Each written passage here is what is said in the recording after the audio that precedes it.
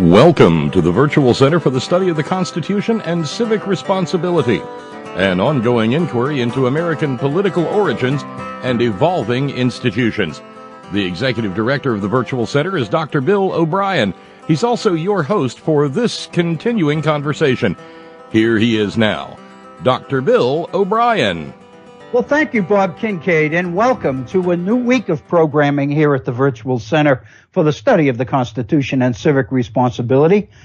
Today is the 9th day of May. It is a Monday in the year 2016 here in West Virginia. As many of you know, tomorrow, May 10th, is primary day. There are some indications, predictions, if you will, that on the Democratic side, Bernie Sanders could win West Virginia tomorrow, is the thinking. Principally, not so much because of support for Bernie Sanders as opposition to Hillary Clinton. When Hillary was here last weekend, in the first part of last week, she appeared before some pretty raucous crowds here in West Virginia, and so the thinking is that Donald Trump could score one tomorrow here in West Virginia. But on the Republican side, there's apparently no question at all that this is one of the strongest Trump states. At least the predictions are that this is one of the strongest Trump states in the nation. And but anyway, the election results will, tomorrow is the primary here in West Virginia. And as many of you know, of course, I'm on the ballot. I was telling Bob before we went on the air today, we were just chatting, and what a shock it was to see my own name on the ballot. It never even dawned on me. I early voted on Saturday, and I never even thought about it. And when it just gave me pause. I had to pause for several moments and kind of get myself together a little bit, because it really kind of threw me. As Bob said, it kind of makes you realize that it's real, and indeed it is. But anyway, one of the things that I wanted to make those of you listening aware of is that Bob Kincaid, our own Bob, is scheduled to be on election night coverage on MSNBC tomorrow night. With Chris Hayes, I believe. And from what he was telling me, he's scheduled to be on twice, both at 8 o'clock and at 11 later in the evening. And of course, what that means is that live coverage of the primary results will be going on through most of the evening. So there'll be probably a whole panel of people from the MSNBC staff of presenters and hosts doing the program.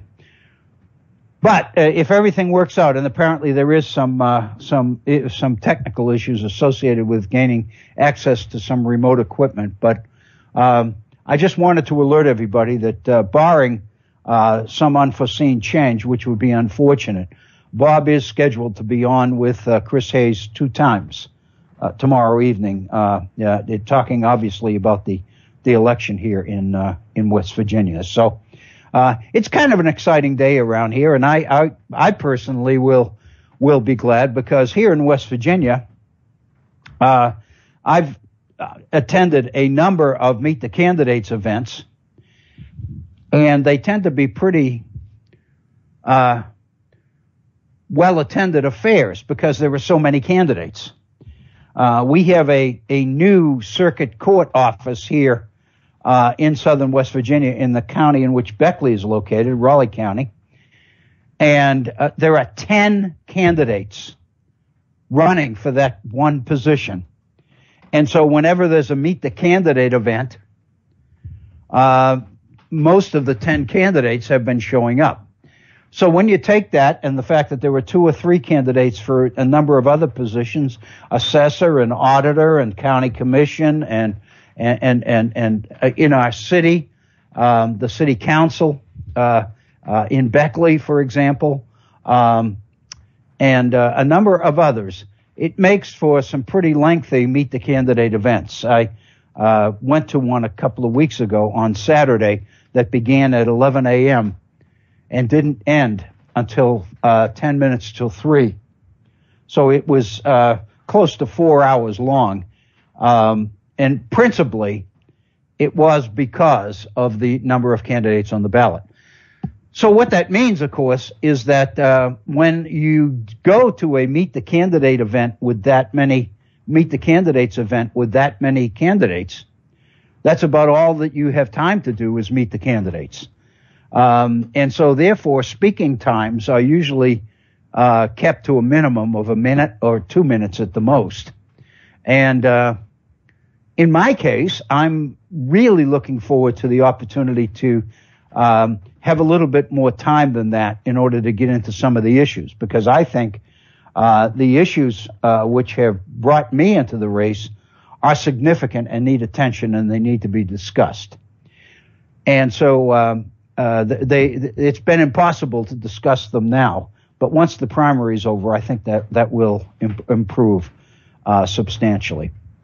So again, let me remind you that Bob Kincaid is scheduled to be on MSNBC tomorrow evening during the 8 o'clock hour with Chris Hayes, and again at 11 from what Bob mentioned. So I wanted to make sure that I got that on the air.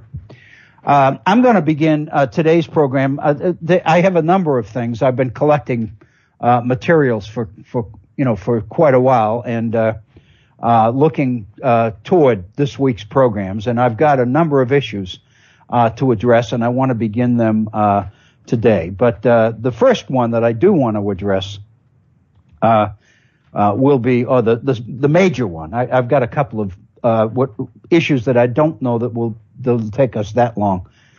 But the first substantive issue that I'd like to deal with is kind of a review of our last program last week. And it's information that I've been putting on our Facebook page over the last several days. And so some of you may have seen it there. But it's an issue that in our last program, we kind of ran through very quickly in order to get the issue covered. And we really didn't have much time for reflection or contemplation or just taking a moment and reflecting on the significance of the information and what it might mean. And of course, it deals principally with a similarity between the campaign positions of Bernie Sanders on the one hand and some of the writings of James Madison on the other. I think it's very significant because I think when you see the brickbats, so to speak, being used against Bernie Sanders, when you put the name of James Madison alongside the name of Bernie Sanders, it becomes a little bit difficult to accuse him of being un-American and many of the other things that Bernie Sanders has been accused of. So we did a little bit with that during our last program, but that was on last Tuesday, if you'll recall. But again, we kind of rushed through Madison's the letter that Madison wrote, in which I think a lot of these issues are fleshed out in his own handwriting. And I'd like to return. In fact, I can recall mentioning that in our next program, which would be today, that we would go back and look a little bit more carefully at some of Madison's language and some of the ways that he was reasoning his way through many of what I think are really important, significant issues.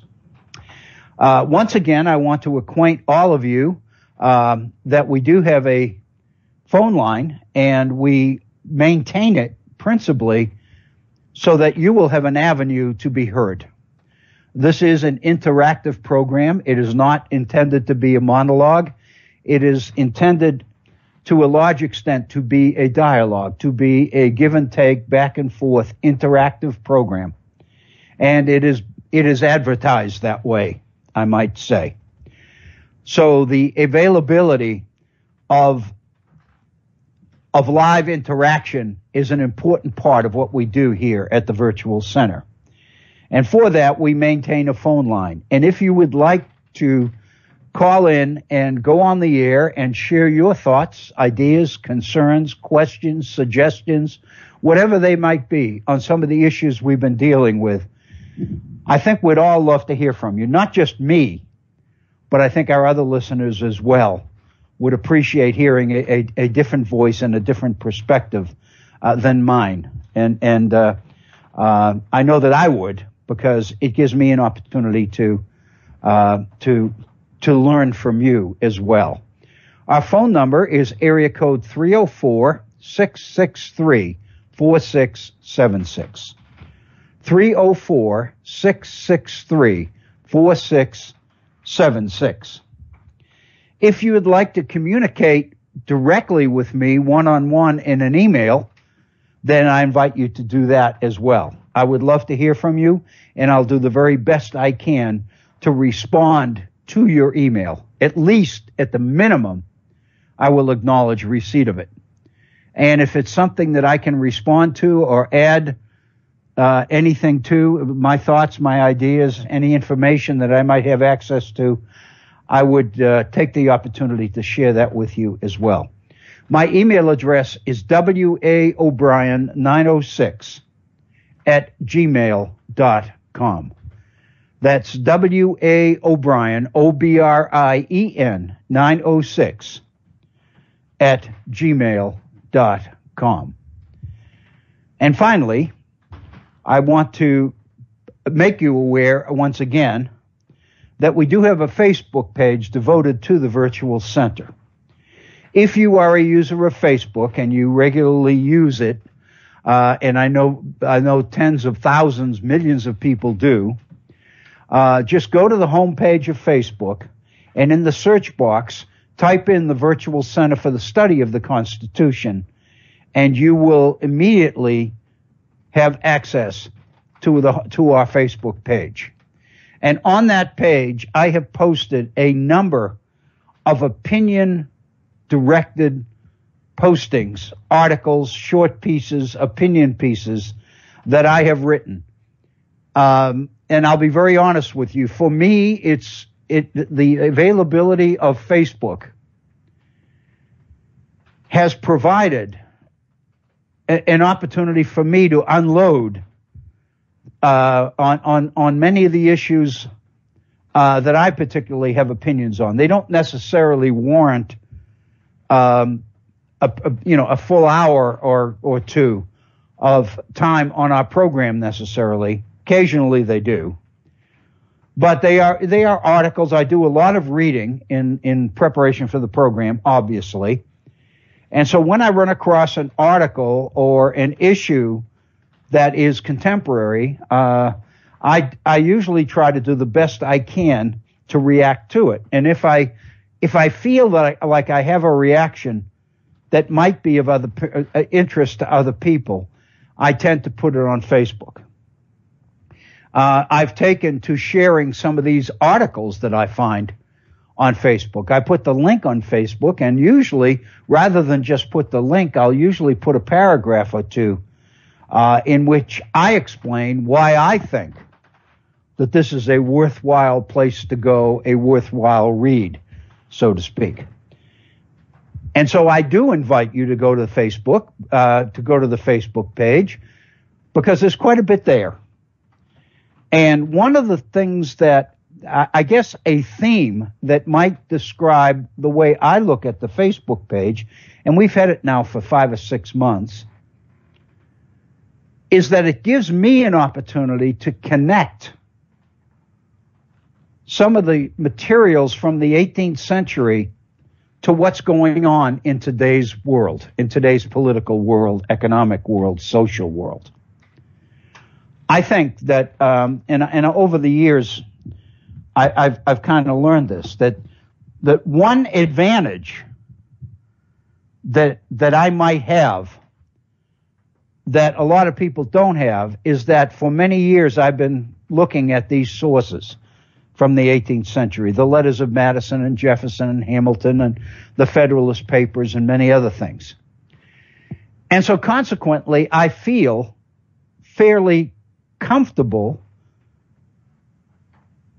in knowing the range of issues that these individuals dwelled on. And so when there's an issue or a controversy that pops up in today's world, and it's usually related somehow to the elections or to the campaign or something like that, it oftentimes will spark a source from the 18th century which seems to provide an opportunity to hear what Madison said or what Jefferson said or what Hamilton said about the same sorts of issues. And so oftentimes I will make those connections. That's one of the things I want to do today. I mentioned the issue of Bernie Sanders and the similarities between Bernie Sanders and some of the ideas and some of the writings of James Madison. I personally think that's significant because, many times here at the Virtual Center, we focus on the fact that our K through 12 education system, our colleges and universities as well, really don't, I feel, provide the kind of opportunity for really dwelling on some of these very valuable sources from the nation's past that really are significant and really help us understand the ideals, the principles, the vision, the dreams, the hopes, the fears of America's founders. And so if I can present those and do it in a way which links them to issues that are on the table today, it tends to create an air of relevance that I think makes these particular entries on Facebook much more interesting to people. Because many people believe that history is just that. It's history and it's over. But the fact of the matter is, one of the things that we come to appreciate is that our founders were into issues that really never go away. These people were very well read. They understood history. They understood the nature of societies. They understood economics. And so consequently, when they focused on issues, and they certainly did, they wrote extensively, they tended to examine these ideas by interacting with each other, by conducting what we're doing here. The difference between what we're doing here at the Virtual Center and what they did is they had no opportunity to do it, to interact with other people and share their thoughts on these ideas, except in writing. And these folks wrote extensively. With technology, we can have the same kind of interaction verbally. But the interaction itself is important. Because I've mentioned numerous times, and I don't think it would be remiss to mention it one more time. If you want to gain insight into the thinking behind the Constitution, at least in the mind of James Madison, it's one thing to read the documents themselves. In other words, to read the Constitution, or even to read the Federalist Papers. But sometimes it's even more informative to read how Madison explains these concepts or these principles to those he's in communication with. And the one I'm specifically thinking of here is Thomas Jefferson. Through the Constitutional Convention in 1787, Jefferson was in France. He was representing the nation, representing the Continental Congress in France. And Madison took the occasion, the opportunity to bounce ideas that he had about the Constitution and the upcoming Constitutional Convention, to bounce these ideas and share them with Jefferson. And Jefferson responded in kind.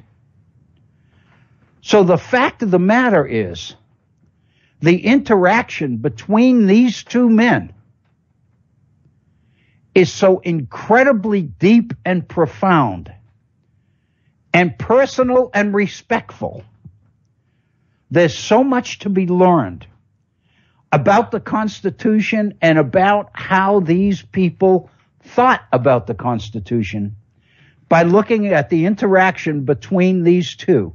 Just look at the letters, the exchange of letters between Madison and Jefferson in 1786, 1787, and 1788, those 3 years.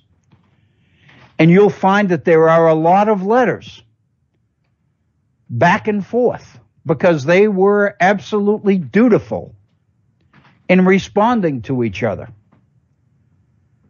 And many of the letters begin with an apology because the response took longer than it should have, given the fact that both of them agreed that the issues were that important.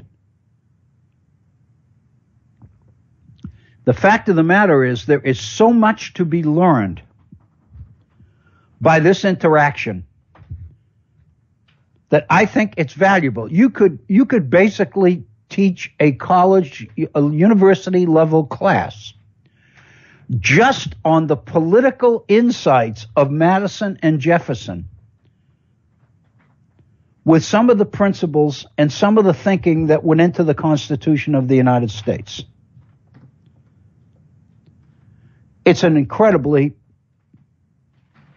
it's a very powerful learning experience. And let me tell you that while I'm there, when I say look at the letters of, and you would say, how are we supposed to do that?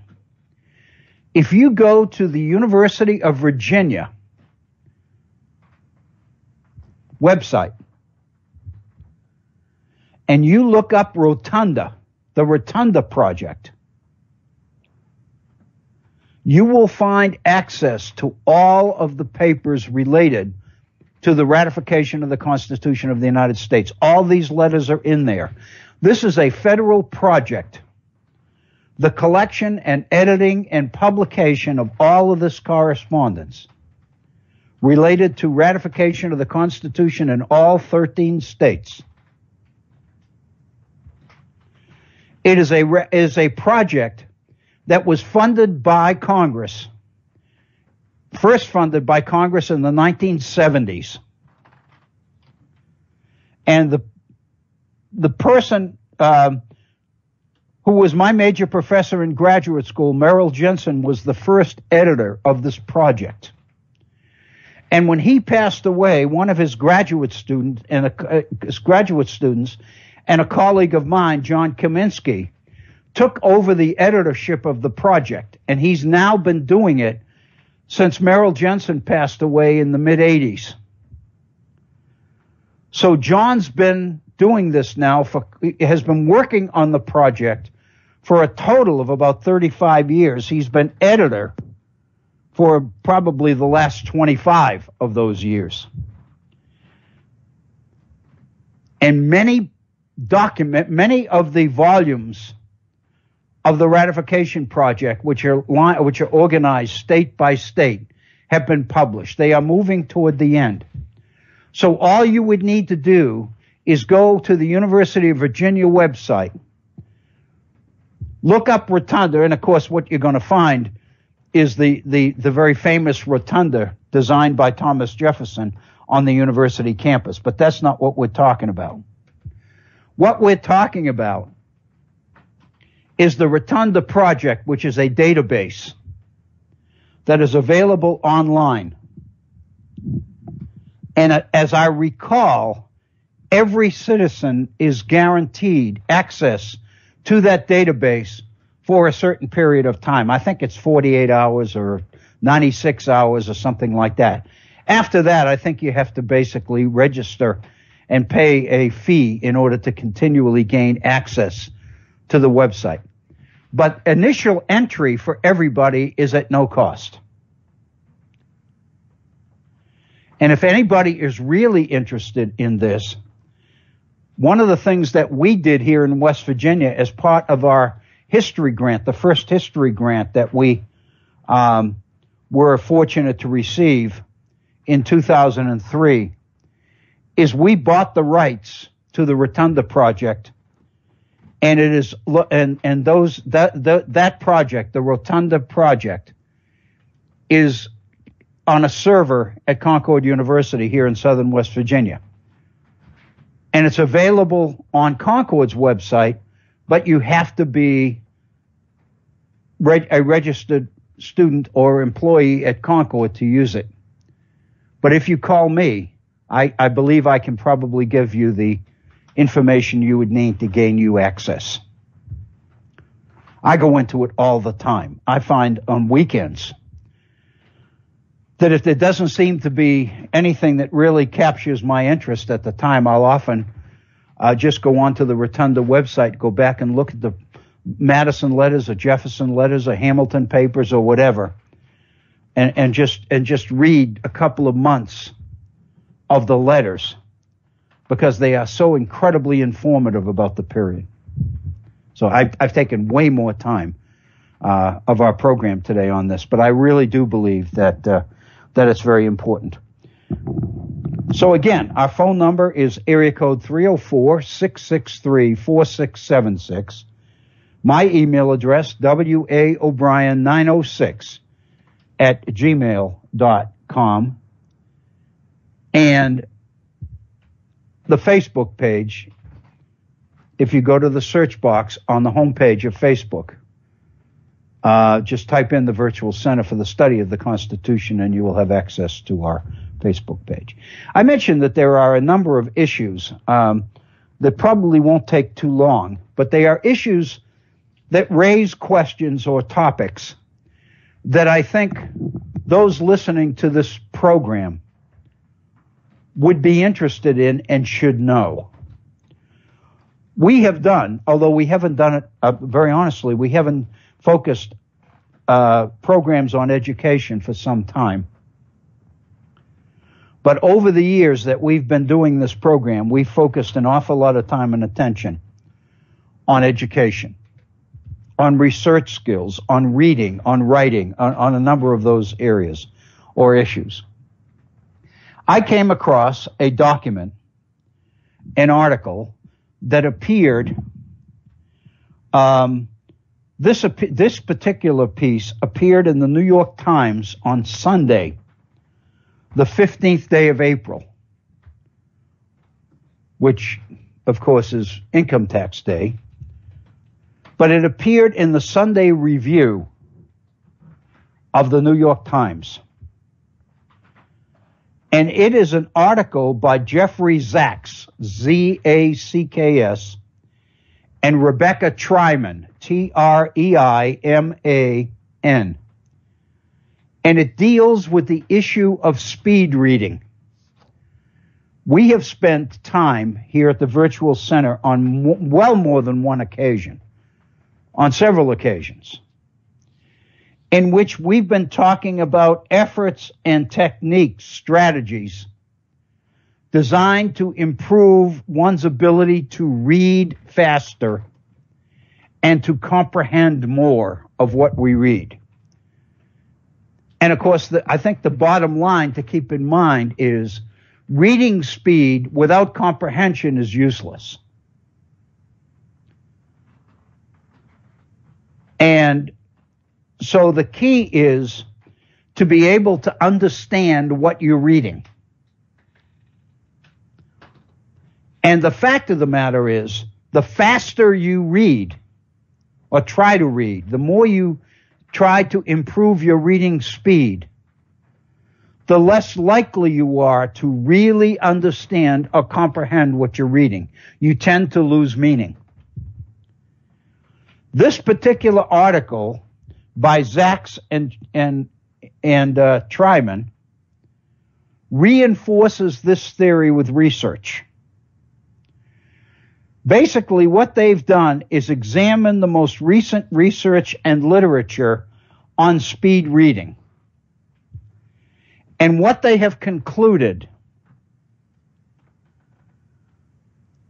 is that, unfortunately, you can't speed read your way to understanding. Speed reading as such doesn't really work, is what these folks are saying. And I wanted to share that information with you because I think it's significant. There's an old Woody Allen story about speed reading where the joke is that somebody took a speed reading course and read War and Peace in 20 minutes. And so at the end, the question was, what's the book about? And the answer is Russia. And the message there, I think, is quite clear.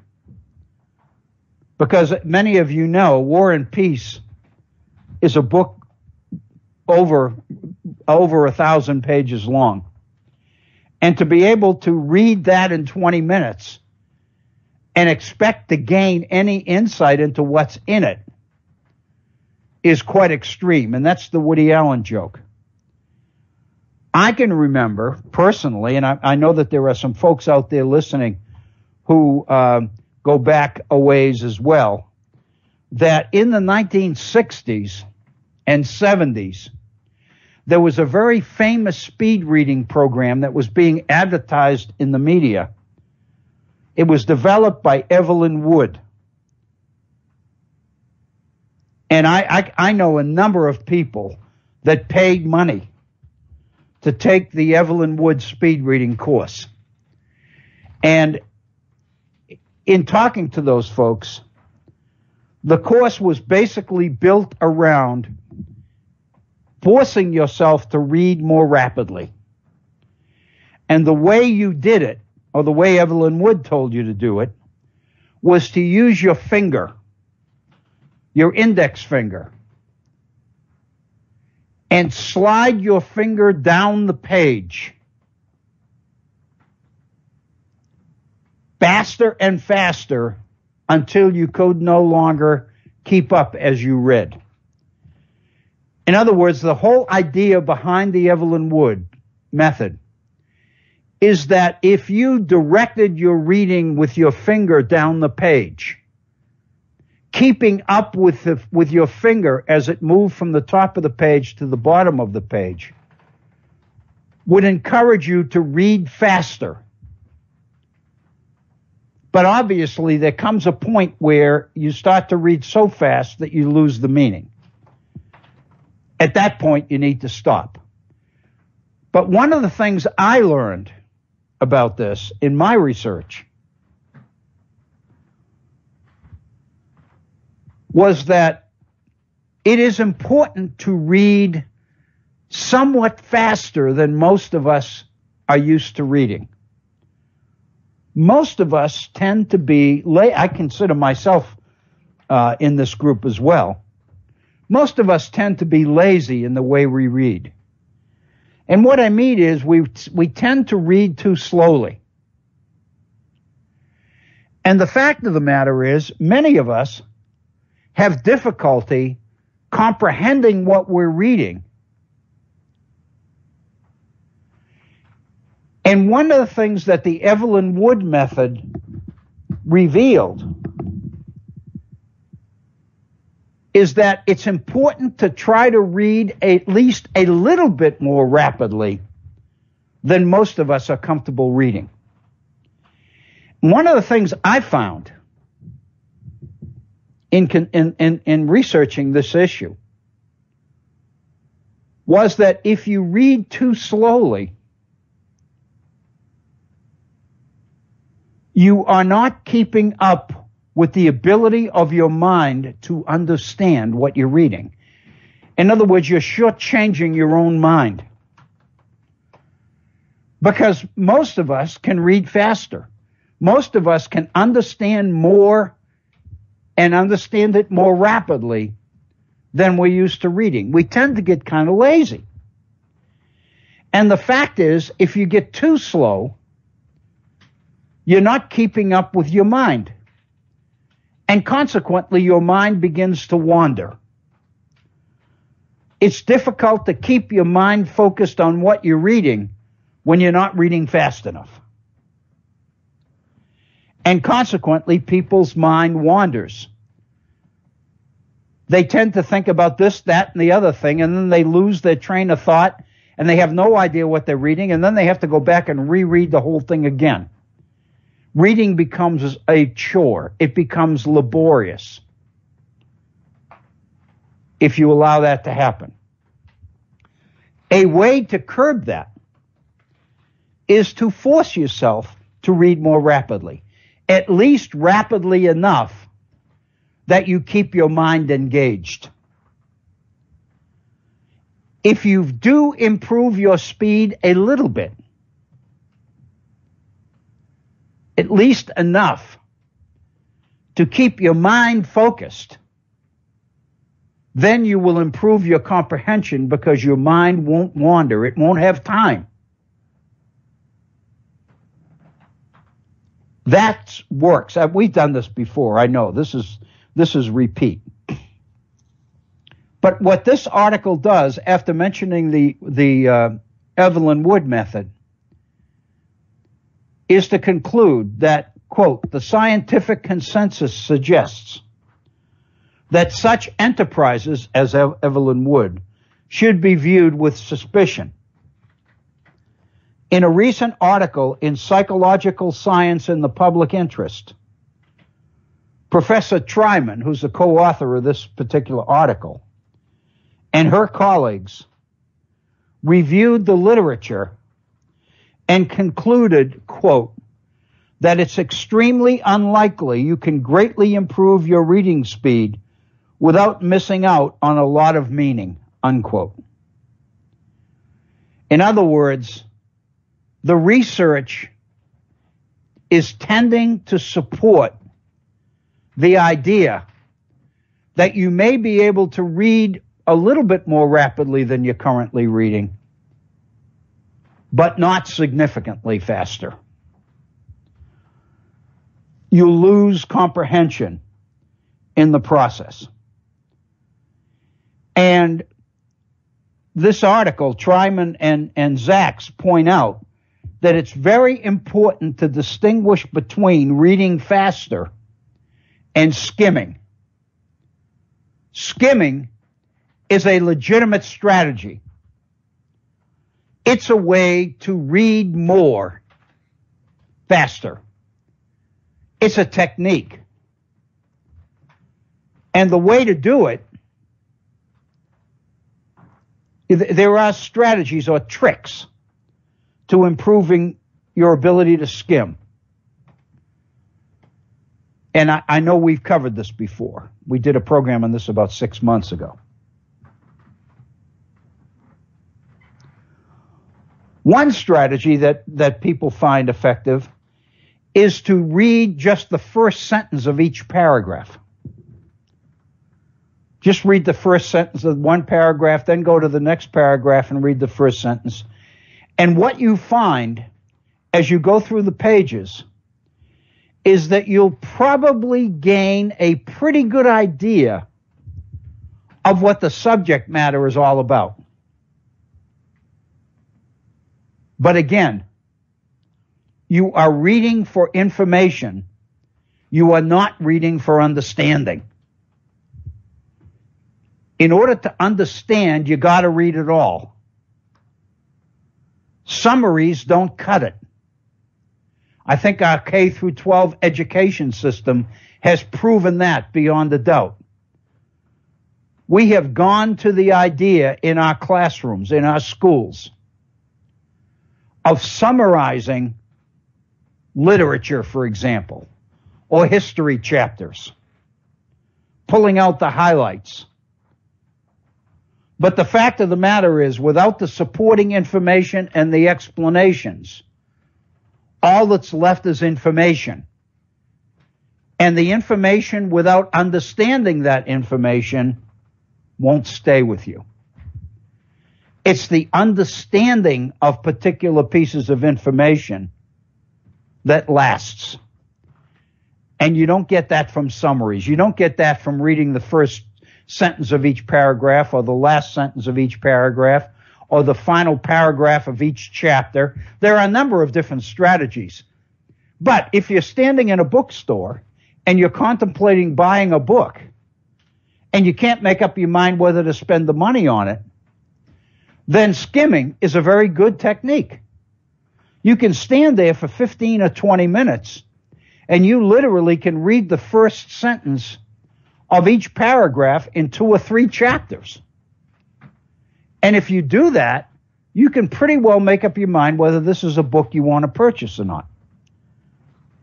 For that, skimming is very helpful.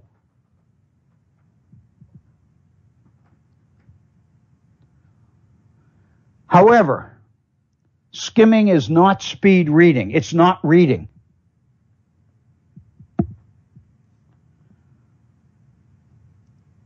The real problem, the real issue between reading and understanding, comprehension, is that reading isn't perception. I'm reading from the article here, but language processing.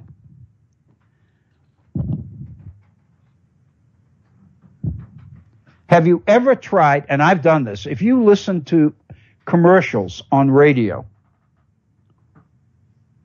have you ever heard a commercial for a particular product or insurance company or whatever, and then at the end the voice is speeded up and they give you the fine print?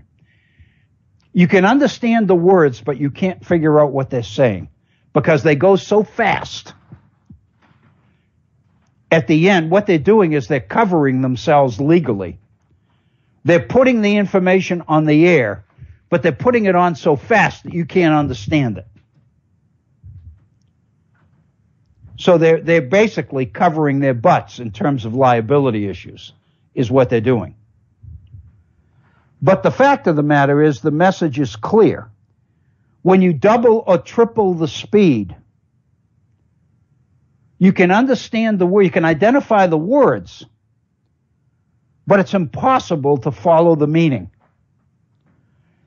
And the reason is that your mind has to process the words into concepts, into ideas, into meaning. And you can't speed that process up, but so much.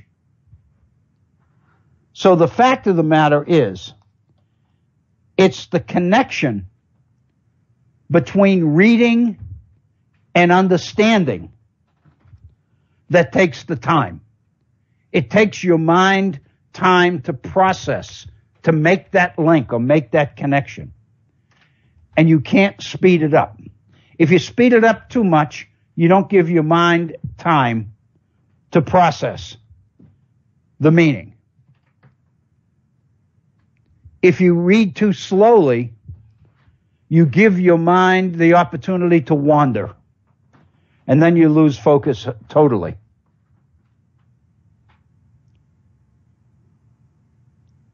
One of the final sentences in this article, I think, is very telling. Reading is about language comprehension, not visual ability. Many people believe that if you can find ways to speed up the rate at which your eyes go from top of the page to the bottom of the page, you're speeding up reading, but you're not. Because reading requires comprehension. It requires the processing of language. And that takes time. So I wanted to share that article with you. It's material or information that we've dealt with many times before here in the Virtual Center.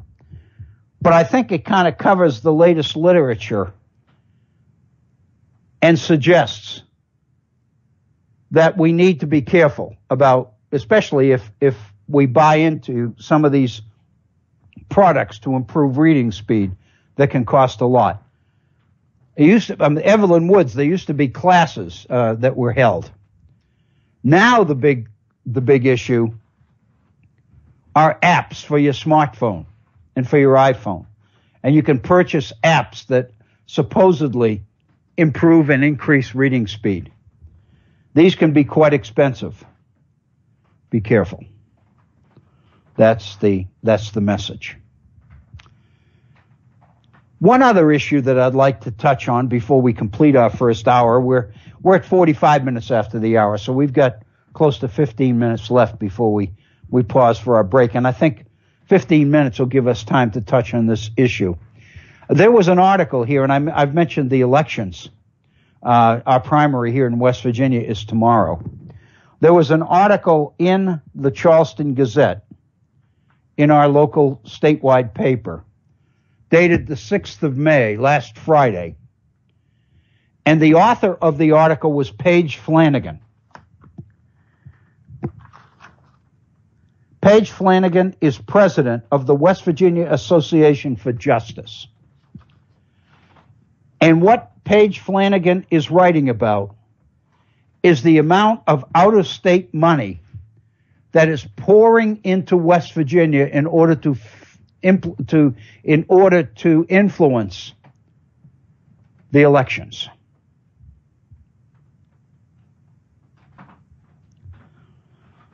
Here in West Virginia, out-of-state influence has been rife over the last several election cycles. In 2014, which of course was 2 years ago, during those off-year elections, the off-year elections are the elections every 2 years between the 4-year presidential elections. If you remember, the last presidential election between Obama and Mitt Romney was 2012. Now we're getting ready for this one in 2016. Well, the off-year election was 2014.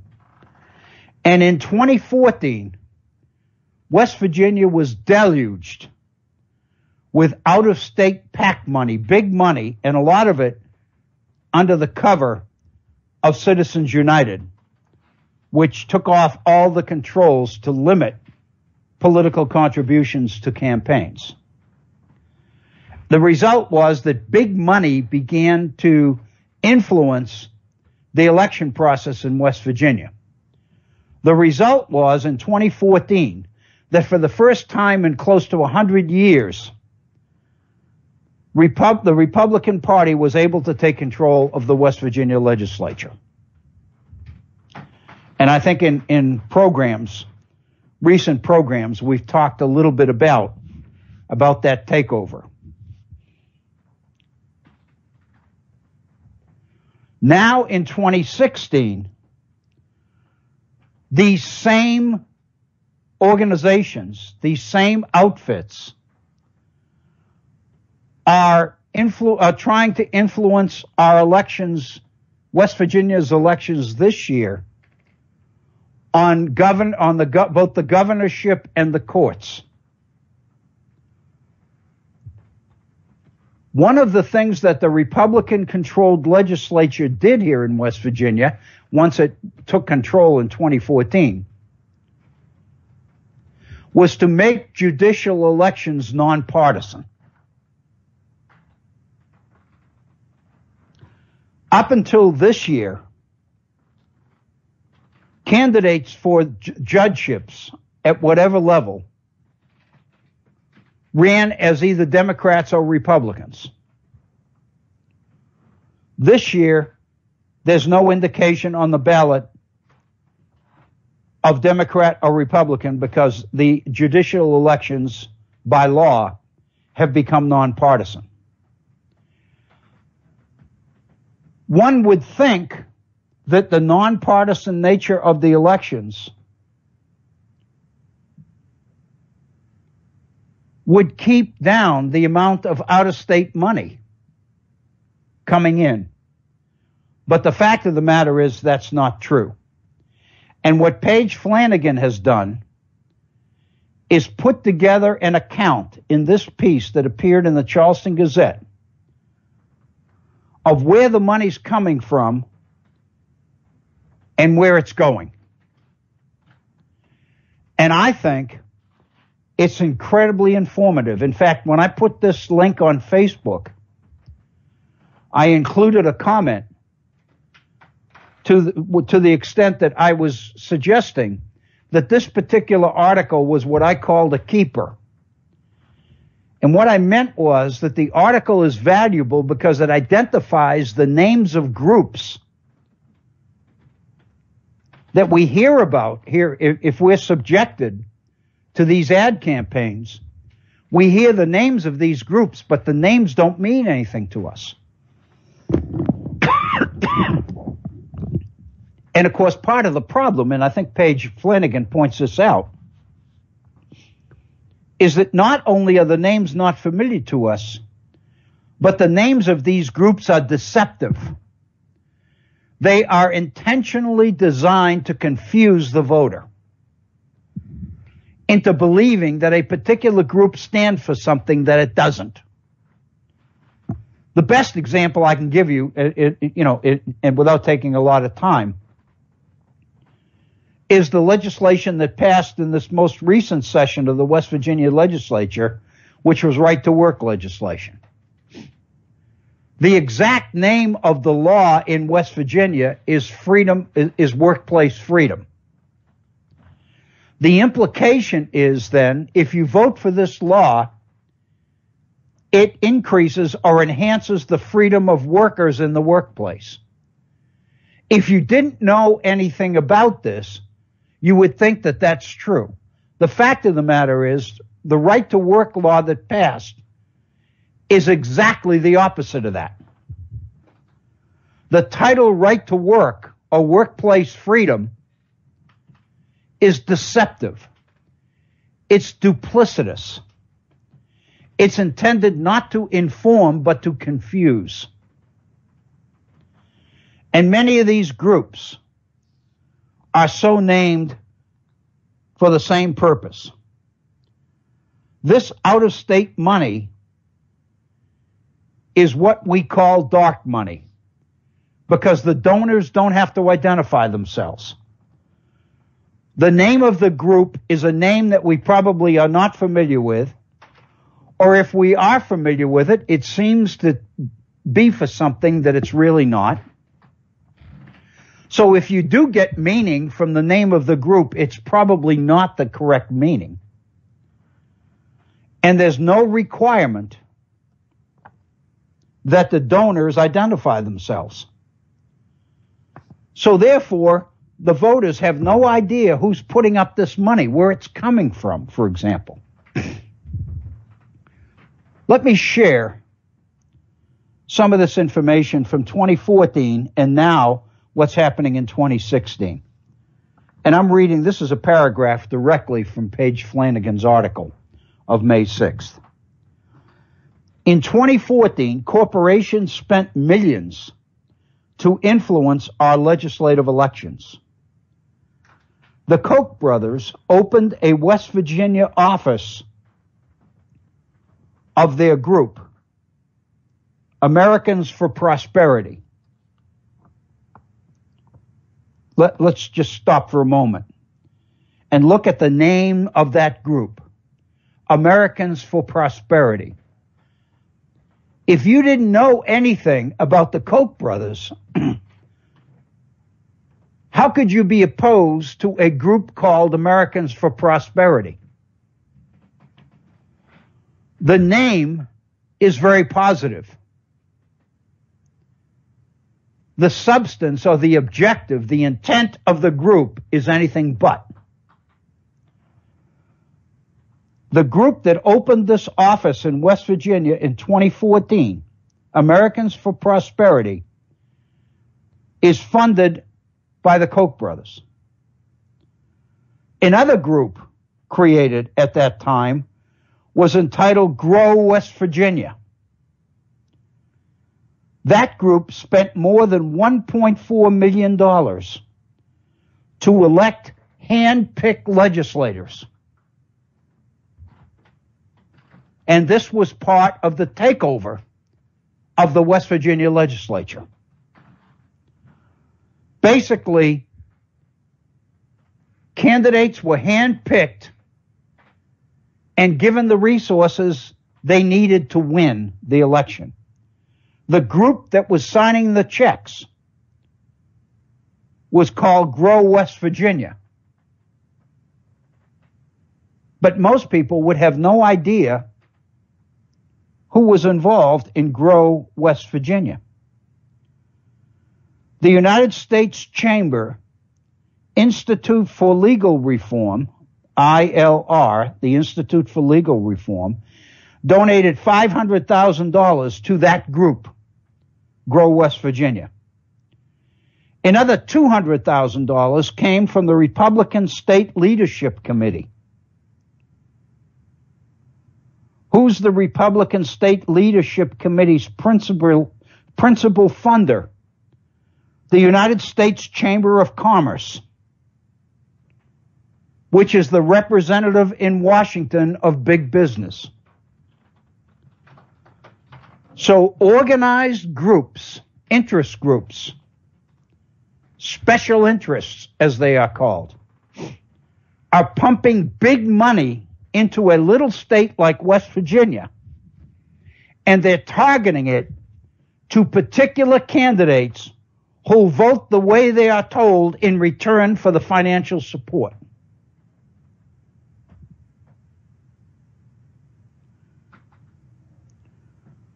The U.S. Chamber of Commerce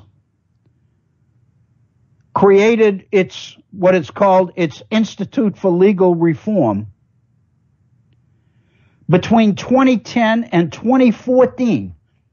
According to the Chamber of Commerce's IRS income tax filings, this group, the Institute for Legal Reform, contributed more than $11 million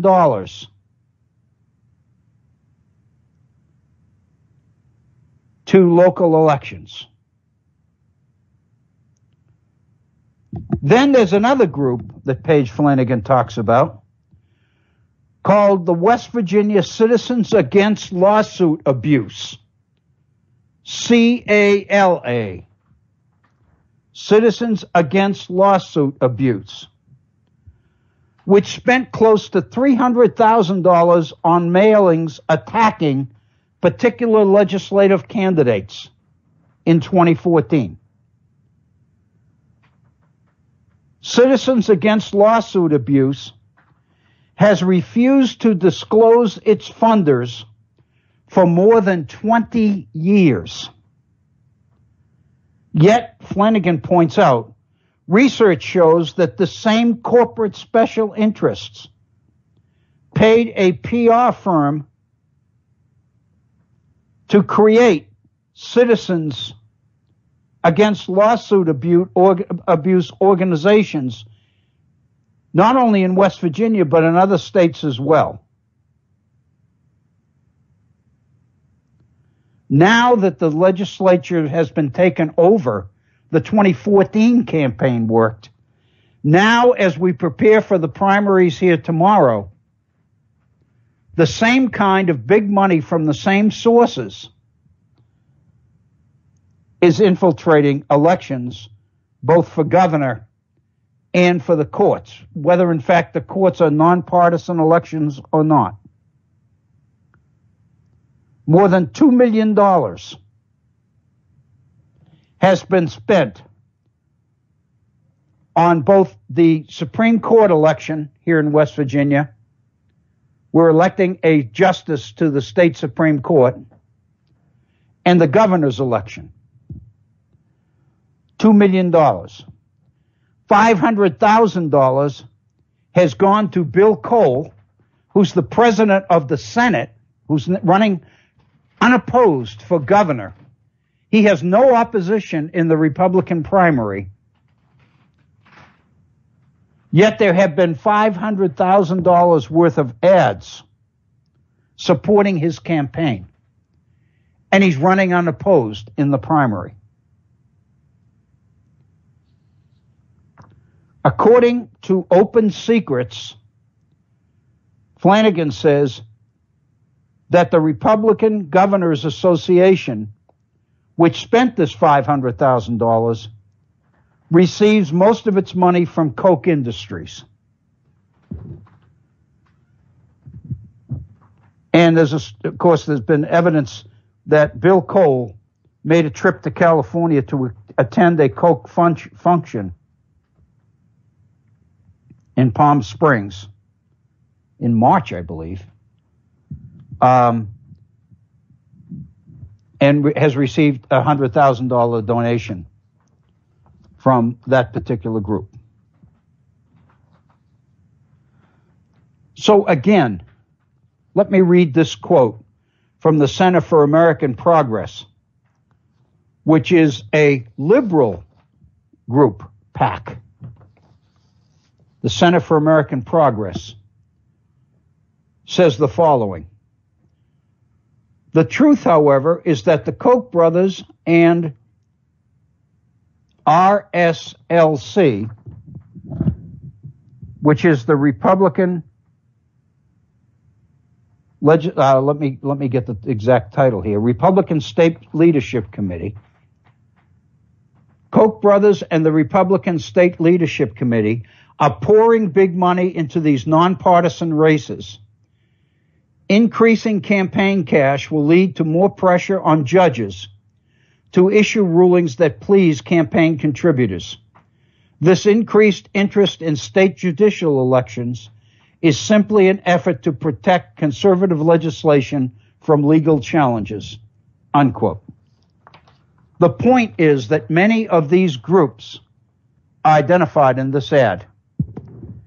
And for that reason alone, it seems to me, the ad is significant. I put that link on our Facebook page as well. With that, we've reached the top of the hour. I'd like to pause for our 5-minute break, which we usually do in our 2-hour programs on Mondays and Wednesdays. And when we come back, I'd like to return to the Bernie Sanders, James Madison issue, which we touched upon in our last program. I'd like to basically devote the second hour, to that particular program. You're listening to the Virtual Center for the Study of the Constitution and Civic Responsibility. We're going to pause for a 5-minute break, then we'll be right back. Please stay with us. We'll be just a short break. We now return to the Virtual Center for the Study of the Constitution and Civic Responsibility. Here again, Dr. Bill O'Brien. Thank you, Bob Kincaid, and welcome to our second hour here at the Virtual Center on this Monday. Today is the 9th day of May in the year 2016. If you are just joining us, it's a pleasure to be with you. I want to thank you for your continued support of the Head On Radio Network and most especially, of course, for the Virtual Center. If you missed our first hour, if you're just joining us, we looked at a couple of articles that appeared in major publications of late. We looked at an article on speed reading, and we looked at an article that was principally appropriate here in West Virginia because it talked about the influx of out-of-state money to influence our elections, both in the year 2014 in the legislative election and in this current year, as there's an effort to affect the outcome of both the election for governor here in West Virginia, as well as the election of a Supreme Court justice. One of the candidates, by the way, I might add, is currently the incumbent on the Supreme Court. The judges, according to the law here in West Virginia, Supreme Court members have to run for re-election every 8 years. And so 8 years ago, Brent Benjamin was elected to the state Supreme Court. He is now a candidate for re-election. But the interesting thing is he got much of the out-of-state support 8 years ago. But there's another candidate that's getting it this year, Beth Walker, female. She's the only woman candidate for the Supreme Court. She's an attorney actually she's been an attorney for West Virginia University. And she's getting a lot of the big money support. And Brent Benjamin is not getting it this year. And, of course, since the election is nonpartisan, one would think the fact of the matter is not only is Beth Walker getting financial support for her campaign, but a significant amount of out-of-state money is going into negative ads against two of the former Democratic candidates for the state Supreme Court, Darrell McGraw and a local attorney from Southern West Virginia, Bill Wooten. And so basically, there's an effort to not only influence the governor's election, but the election for the seat on the Supreme Court as well. And that's what Paige Flanagan's article does. And if you would like a copy of that article, you can go to our Facebook page, the Virtual Center for the Study of the Constitution on Facebook. And I posted the link to that article on our Facebook page, along with an introduction about Paige Flanagan's article. So you can get it there. The article appeared in the Charleston Gazette on May 6th, which was last Friday. We would love to hear from you. We have a phone number dedicated for that purpose. Phone number is area code 304-663-4676. 304-663-4676. If you'd like to drop me an email and communicate directly with me one-on-one, I would love to hear from you, and I will respond as best I can to your email. My email address is waobrien906@gmail.com. That's waobrien, OBRIEN 906@gmail.com. And I've already mentioned our Facebook page. Just go to Facebook and in the search box on the homepage, just type in the Virtual Center for the Study of the Constitution. I receive a number of comments from listeners who regularly check the Facebook page and let me know that they have done it. And they all they have to do is just check that they like a particular article, or they have a comment opportunity on a particular article, or whatever. But a number of our listeners are availing themselves of the Facebook page, and I appreciate that very, very much. I mentioned that here in this hour, I'd like to return to a subject we touched upon. We actually covered it in last Tuesday's program, but we raced toward the end in order to make sure that we got all the information out there. And when we signed off last Tuesday, we basically said, if you remember, we canceled last Wednesday's program because I had a previous engagement. And when we signed off on Tuesday, we promised that we would revisit this article the next time we would be on the air. And of course, that's today. So that's what I'd like to do now. And specifically, it is an article that based on a principle, on a theme or a thesis that I put together, which establishes, I believe, a distinct link or connection between the campaign positions of Bernie Sanders and James Madison. And the reason I think that connection is significant is because of the allegations that Bernie Sanders can't win because he's a socialist. And most of us know politically in this country, the kiss of death is to be labeled a socialist or a communist, which is even worse. Bernie Sanders is an avowed democratic socialist, he calls himself. He tells people that that's what he is, a democratic socialist. And we spent some time in last Tuesday's program looking at a fairly extensive article about Bernie Sanders and about socialism, which really suggested that Bernie Sanders is not really a socialist at all. He is what we might call a social democrat. In Europe, many European democracies have social democratic parties. And what they are are very liberal parties that advocate programs, big government programs, to address many social issues, healthcare, retirement, a number of other things. And if you look at Bernie Sanders' positions on issues, it seems that it would be much more accurate to label him a social democrat than it would be a democratic socialist. But the fact of the matter is, those who are determined that Bernie Sanders should not ever win are jumping on that socialist label and using it as a weapon against him. And here in West Virginia, one of the more reputable talk show hosts who's been on West Virginia radio, on Metro News here in West Virginia, statewide, for a number of years. He has a program each morning, 5 days a week, from 10 a.m. to noon, called Talkline. And it's been on since 1993. So that's 23 years that Talkline has been on the air. The host of that program, whose name is Hoppy Kercheval, Kercheval,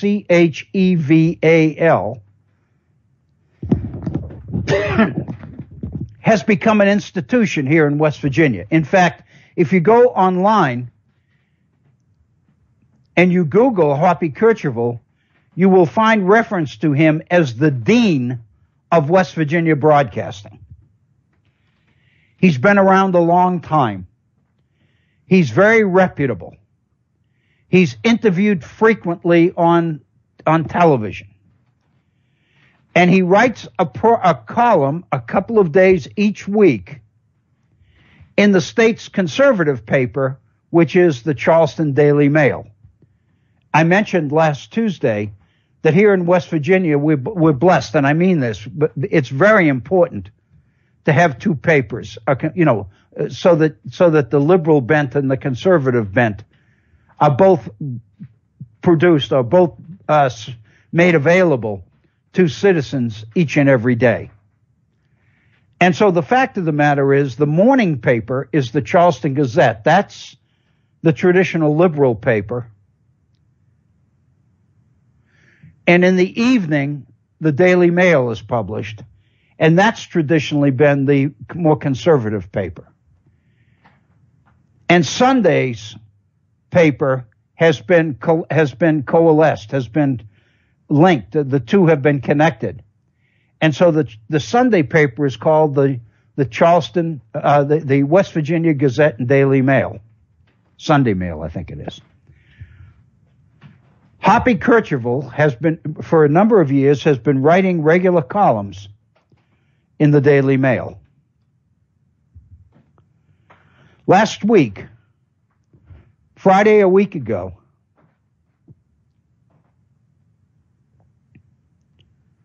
Hoppy Kercheval wrote an article on Bernie Sanders. The title of the article was "Feeling the Burn, not so much." And in that article, Hoppy Kercheval goes out of his way to pay due credit to Bernie Sanders. He mentions that he respects Bernie Sanders' conviction. He respects Bernie Sanders' passion. He respects the fact that at 74 years old, Bernie Sanders is seen by many as a curmudgeon-like character that nobody can dislike. Even if you disagree with his programs, you like him. And Hoppy Kercheval is more than willing to give Bernie credit for those strengths, the strength of conviction, the strength of passion, and the strength of personality, which makes him so likable. But then Hoppy goes into the substance of the article, the substance of Bernie Sanders' campaign. He says that it is evident that Sanders is sincere. But in that sincerity, this is what Kercheval claims that Bernie is about. Bernie is a true believer in how the government should be enlarged and empowered even more to further file down the edges of capitalism while spreading around the wealth, unquote. So it seems to me there are 3 points to that sentence, 3 specific allegations or charges against Bernie Sanders. The first is that Bernie Sanders is a supporter of big government, a supporter of government with enlarged power. That's the first thing.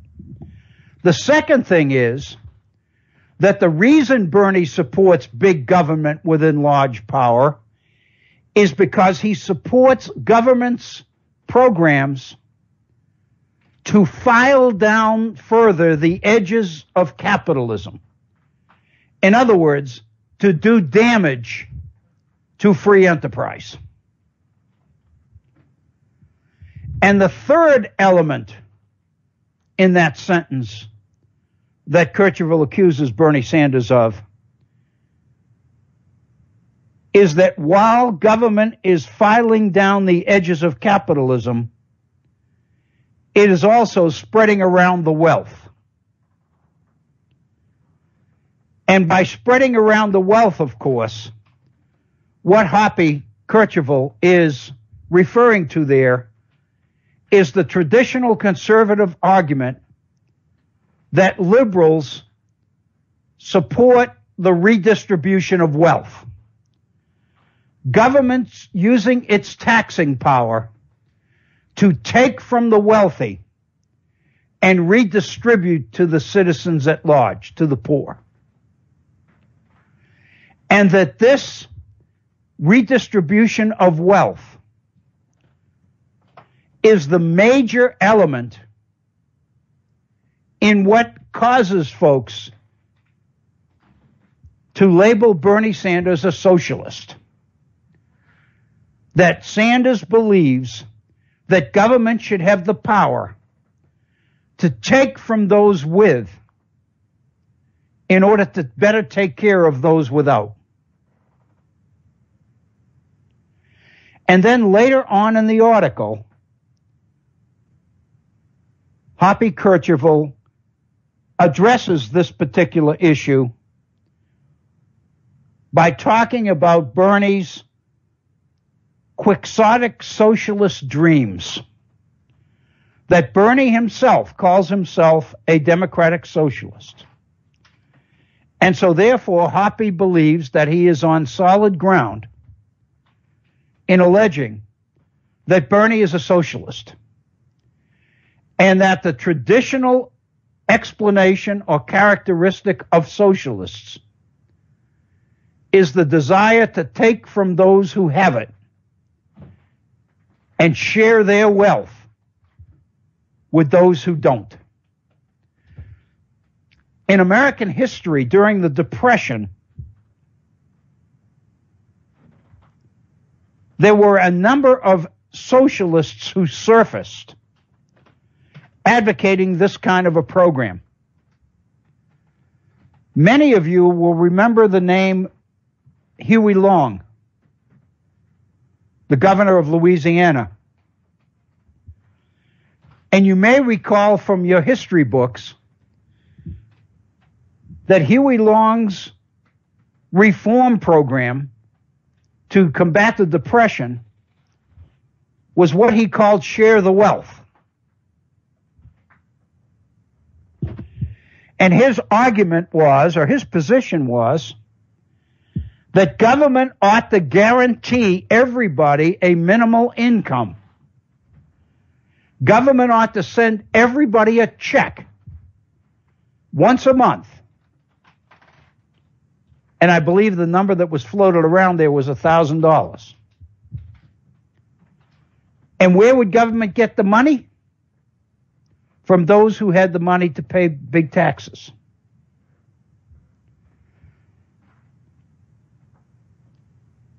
To Roosevelt, to FDR, Huey Long was a threat. He was a socialist.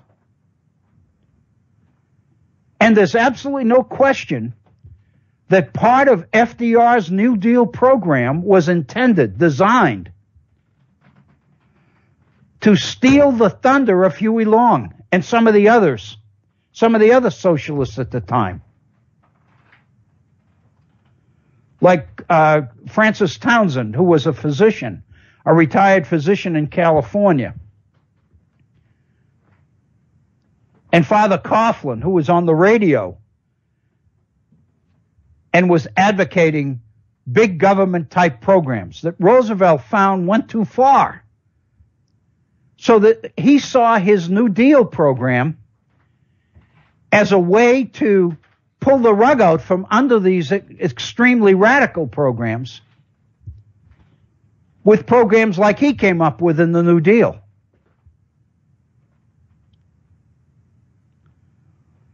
The implication here, of course, is that Bernie Sanders is no different. He's a socialist. And he advocates the kind of redistribution of wealth that socialists have always advocated, according to Hoppy Kercheval. And then Hoppy sets out to disprove Bernie Sanders' socialism, to refute the credibility of some of the reform programs that Bernie Sanders is advocating in his campaign. For this evidence, he goes to Richard Rubin, who writes on tax policy for the Wall Street Journal. Richard Rubin said, in citing a report by the Tax Policy Center, that Bernie Sanders' proposals would increase federal taxes by $15.3 trillion over the next decade, unquote. So Kercheval's point is, if Bernie Sanders is elected, and if he has given the kind of support in Congress necessary to enact some of the programs, some of the legislation that he's advocating, if the things that he's advocating were to be enacted, it would increase taxes, according to Rubin, by $15.3 trillion. And then Rubin goes on to explain who would pay this $15.3 trillion over the next decade. And he goes on to say that the highest income earners, what we call today, what Occupy Wall Street calls today the 1%, and some people are even more specific and talk about the 1/10 of 1%. The biggest earners would see their tax rates double, according to Richard Rubin, to 63.7%, while the middle 20% of households would pay on average another $4,692 in 2017 and would thereby lose 8.5% of their after-tax income. In other words, it's the largest income earners and the 20% in the middle who would be hit with this multi-trillion-dollar tax increase to pay for all of this. And of course, the number, the $15.3 trillion, is huge. It's immense. And that's the idea. So the implication here, with drawing on the evidence, on the numbers from Richard Rubin, is that the programs that Bernie Sanders is advocating are programs which would break the bank. We can't afford them. More importantly, the people who would be looked to pay for these would see the tax rates double, many of them. The point that I made on last Tuesday's program, and I'll just mention it here briefly, it seems to me there are a couple of considerations that need to be thought about here and need to be recognized. We need to take a couple of things into consideration, it seems to me.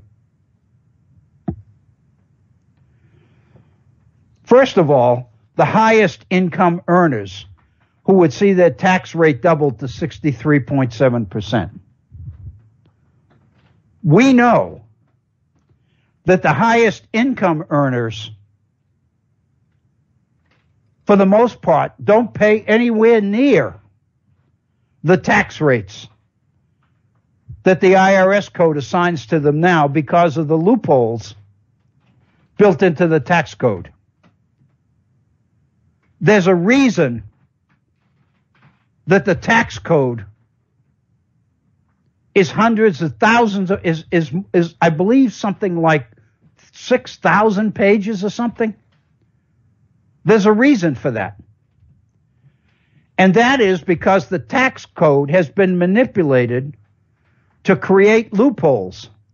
And it's the highest income earners who traditionally can take advantage of those loopholes. So the fact of the matter is, very few of these highest income earners pay the tax level, the tax rate that the IRS code assigns to them now. Whereas middle income earners who can't afford to find many of the tax dodges and loopholes built into the tax code end up paying more than the highest income earners. We'll remember the story, I'm sure, of Warren Buffett talking about the fact that he pays lower percentage of taxes, of his income and taxes, than his secretary does. And many of us will remember from the 2012 campaign, Mitt Romney's release of his tax returns, which indicated that Romney paid 13% at a rate of 13%, which is much less than most people who paid income taxes pay. The second thing that I think it's important to recognize with these numbers from Richard Rubin is that there's no recognition, even if we assume that the $15.3 trillion tax increase is accurate, is legitimate. Even if we assume that, there's no recognition given to the impact that the programs Bernie Sanders is advocating would have on those numbers. He's talking, for example, about free college tuitions, which would mean that many Americans who are now burdened with college debt would not be responsible for that debt. More importantly, people who are paying health care costs out of pocket would no longer be paying money towards their health care. I would suggest that the $4,600 increase in taxes that the middle 20% would experience would probably be less than most of these people are paying out of pocket for health care. When you add up the costs, not only of over-the-counter stuff, but the cost of health care and health insurance. I know I mentioned last Tuesday, in my own case, that the person who does my income tax has been doing them for years, because I don't even know how to do them, has told me to pay very, very special attention to my medical costs. Because the monthly cost of my health insurance is coming very, very close to 10% of my total income for the year. And if you go beyond that 10% in medical costs, it becomes deductible. What I'm saying is that by providing single-payer universal health care coverage, which is what Bernie Sanders advocates, it would be kind of like Medicare for everybody. All you would do is go in and identify yourself, and your health care costs would be paid. Obviously, your taxes would go up to cover that.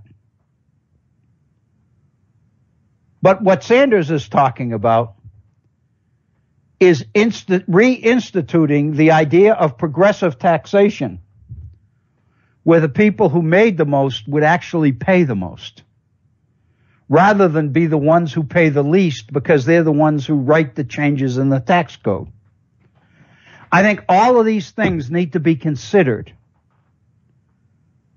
when you look at these numbers that Hoppy Kercheval is citing to challenge Bernie Sanders and Bernie Sanders campaign issues. And then there's the issue of raising the minimum wage to $15 an hour and raising wages around the minimum wage appropriately as well.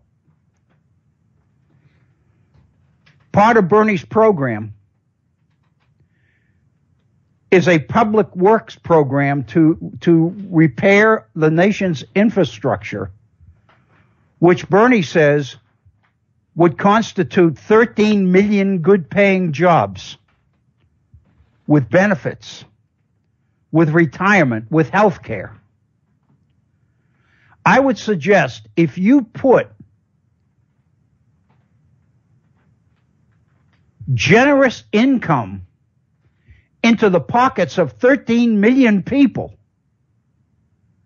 and those people began to spend that income, the impact on the economy in terms of the flow of capital, the flow of revenue, would eat into that $15 trillion tax increase bill by a whole lot.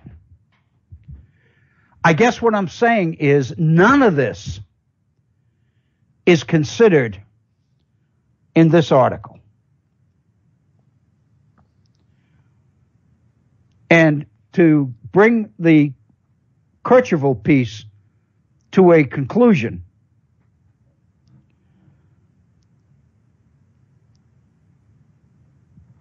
Hoppy points out at the end that many of the young supporters of Bernie Sanders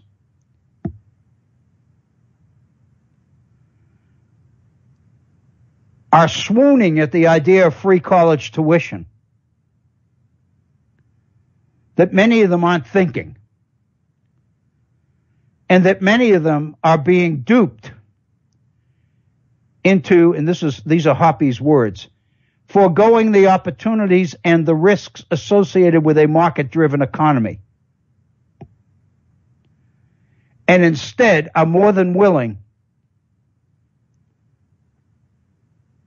to be taken care of in the comfort of the welfare state. In other words, the implication is that the laziness, the unwillingness to work, the unwillingness to take risks, all the things associated with capitalism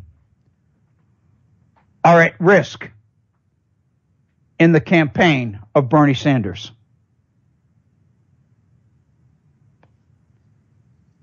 It seems to me, as you read Kercheval's piece in its entirety, you begin to get the feeling that it's the free enterprise system itself and his commitment to not changing it that really drives this article. I made the point when I wrote about it, and I have written about it both on Facebook, and I've also submitted an article to the Charleston Gazette on it, whether in fact it will be published or not, But it is my position that this particular article says more about Hartby Kercheval than it does about Bernie Sanders. Because the fact of the matter is, much of what he says about Bernie Sanders is not accurate. And that's really, it seems to me, the issue.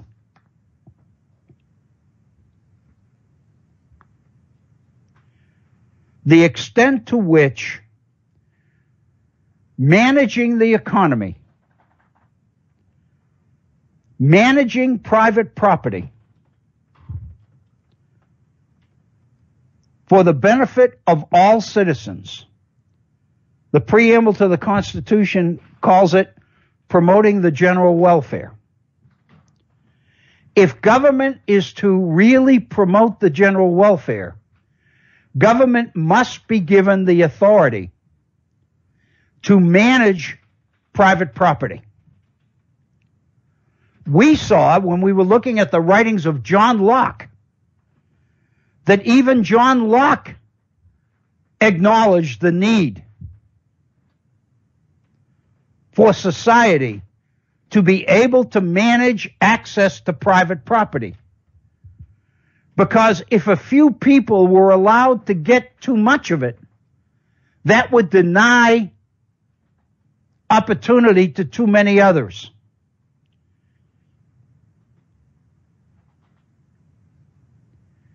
And it's government's job, it seems to me, to make sure that that kind of a situation does not happen. So that really, it seems to me, is the significant point. And I believe, and this is what that I've said, and it's not a very smooth transition, but it's an accurate one. No less a personage in our history than James Madison would agree with many of the positions that Bernie Sanders is taking. In fact, I believe that if more people knew the degree to which James Madison advocated many of the same positions that Bernie Sanders is running for office on, that would ameliorate a lot of the pressure and a lot of the negatives associated with the Bernie Sanders campaign. In 1829, Madison wrote a letter in his final years. Madison dies in 1836. In 1829, Madison drafted a letter endorsing or supporting Virginia's move, the state of Virginia's move to abolish property qualifications for voting and office holding. And in that letter, Sanders talked about what government must do in order to maintain republicanism in the society. He recognized that the nation was changing. He saw it already in 1829. The nation was already moving towards greater industrialization. As immigrants were coming into this country, more and more of them were not becoming farmers. They were moving into the nation's cities in search of jobs in burgeoning factories. Madison knew that the demographics of the nation's population was changing. He knew that the bulk of the population would not continue to be farmers. And he recognized that we would have to depend on agriculture to produce more in order to feed a population that included more and more people who didn't grow their own food. That more and more agriculture had to reform itself in order to sustain a growing non-property owning population. Madison's concern was that the very conservative, stabilizing impact of owning property would be gone, would be lost, as more and more people in this country didn't own property. The founders recognized that in the 17th and 18th century, the ownership of property, the ready availability of property, made it possible for everybody, most people, to own something, to own property. And that it was that ownership of property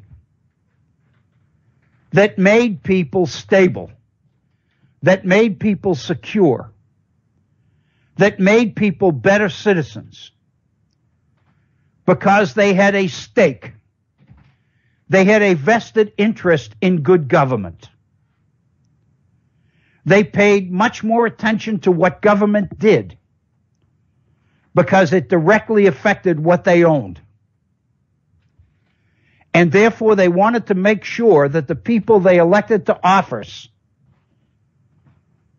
protected property because they had skin in the game themselves. The result was, Madison knew, and Jefferson as well, they talk about this frequently, the result was that owning property made people safe. It made people stable. It made them better citizens. It made them better parents. It gave them a sense of responsibility, a sense of commitment. It forced them to work hard.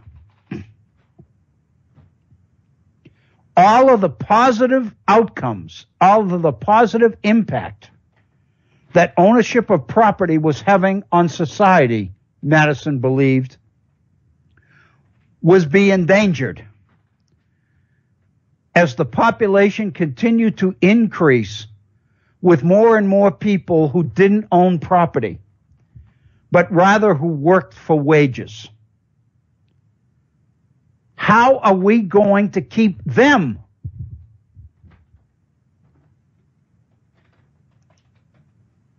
stable and secure? How are we going to ensure that they too are committed to good government? Madison believed that the right to vote could replace property as the stake or the vested interest or the skin in the game. People who could participate in electing their representatives, people who felt that they had some say in the laws that governed them, would be much more likely to obey them, would become much better citizens. Madison believed then that the only way for government to address the growing number of non-property owners in this country was to expand the right to vote and use the suffrage as a vehicle for accomplishing the same kind of stake in society outcome that property owned. But there were still problems, Madison said.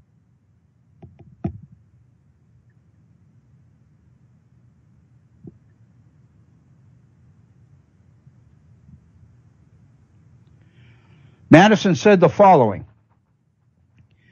"It is a law of nature, now well understood, that the earth under a civilized cultivation is capable of yielding subsistence for a large surplus of consumers, beyond those having an immediate interest in the soil.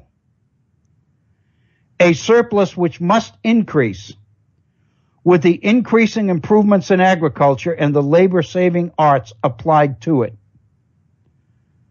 What he's talking about is the need for agriculture to support more and more people. And he says it is a lot of humanity that of this surplus, a large proportion is necessarily reduced by a competition for employment to wages, which afford them the bare necessities of life. The proportion being without property or the hope of acquiring it cannot be expected to sympathize sufficiently with its right to be safe depositories of power over them. As more and more people don't own property, Madison is saying, there's no way you can expect them to defer to the people who do own property.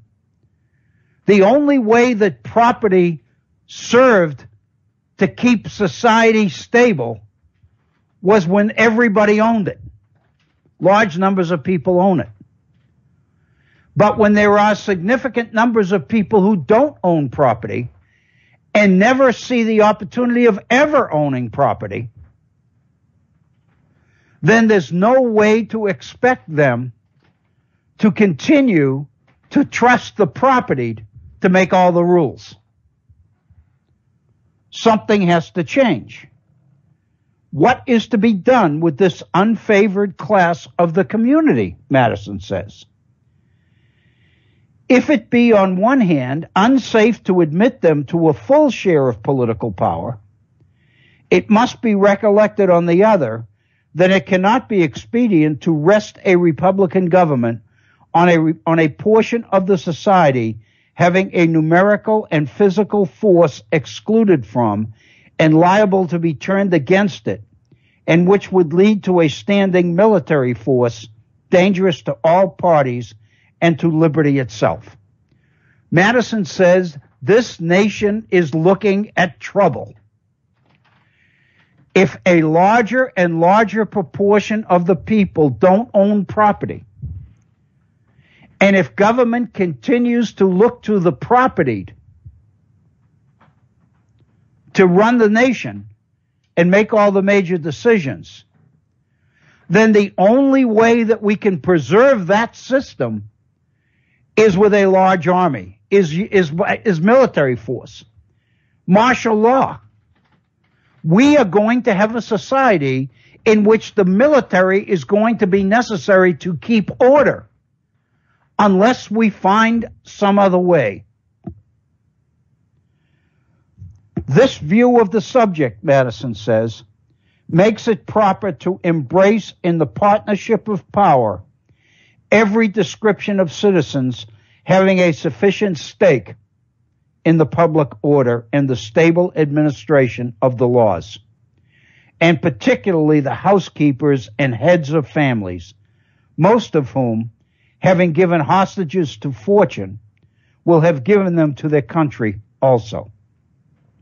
By giving the right to vote to housekeepers and heads of families, we use the suffrage to buy their commitment, their loyalty, their support to the stability of the society at large. That's what this is about, Madison says. And then he goes into the issue of government power to manage this situation and make these kinds of changes. Specifically, Madison talks about the impact of what he calls the Republican laws of descent and distribution. Obviously, we're going to have to continue some of this tomorrow because we're at 54 minutes after the hour already. And we've only got about 3 or 4 minutes left in our program, so we're not going to get through all of this. But let me at least share, and we can begin here tomorrow. Let me share with you Madison's comment about the Republican laws of descent and distribution. What Madison's talking about, Republican laws of descent and distribution. The Republican laws of descent are the inheritance laws. In the colonial period and immediately thereafter, they were referred to as the laws of entail and primogeniture. They came directly from Europe. These were laws which governed the inheritance of property. And traditionally, in most societies, most traditional societies, the ownership of the estate, the ownership of large acreage of property, was forbidden to break up the property. Rather, he was required to leave the property intact to the oldest son, to the oldest male heir. And the reason for that is that it perpetuated the aristocracy from generation to generation. The basis of power and influence in society was the estate.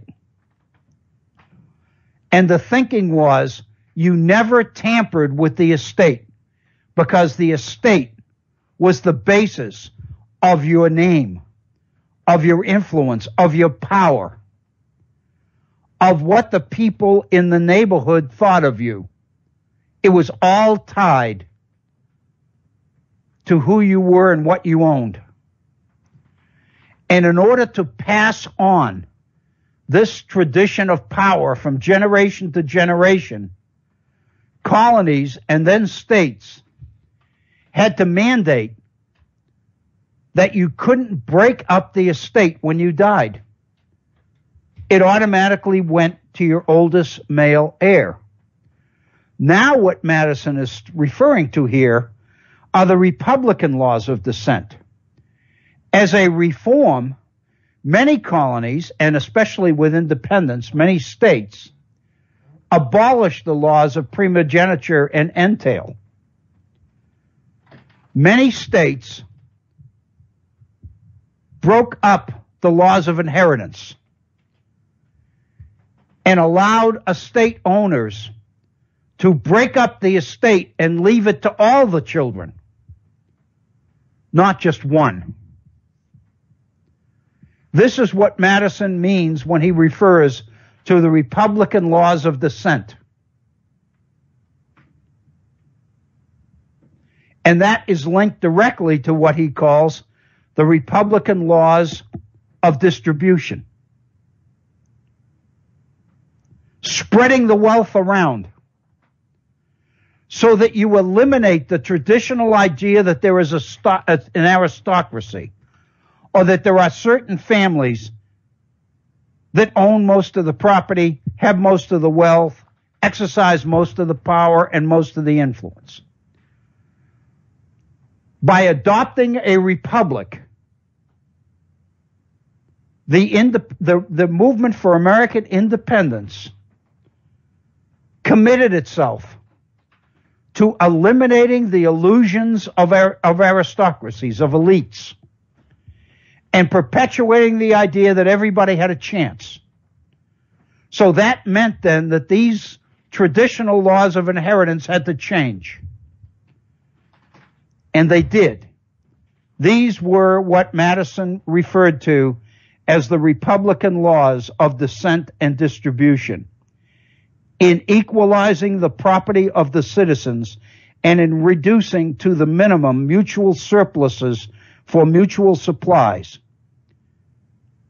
So he says we can't know for sure exactly what the impact of these inheritance laws is going to be.